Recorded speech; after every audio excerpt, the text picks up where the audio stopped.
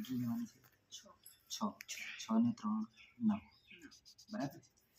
ફરીથી નીચેથી કેટલું લીધું? 2. પહોળાઈ કેટલી લીધી?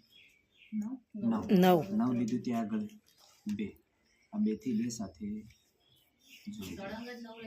હા સલંગ એટલે 6 ને 3 6 થઈ ને 3 પેલું ડાચનું દોડ ઉમેરવાનું કટોરીઓ એમાં 3 પેલું કાઈ કે ડાચ ની લેતા દોડ નું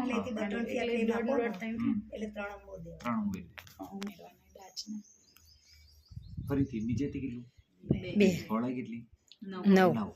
9 લીધા પછી હવે ધ્યાન રાખજો. ખાસ આમાં જ પ્રોબ્લેમ થશે તમારે. કાલે દોરશો એટલે ખ્યાલ આવશે તમને.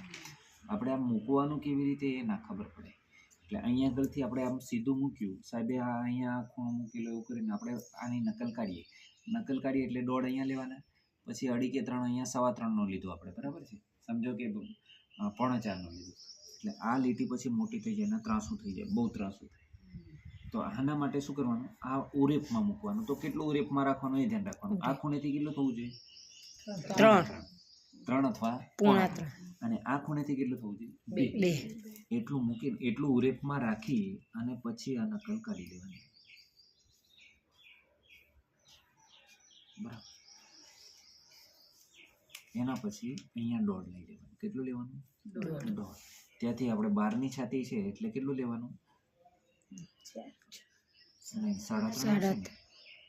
3.5 અથવા 3.5 હશે. જોજો 4.5 આગળનું કડું ના 3.5 હશે.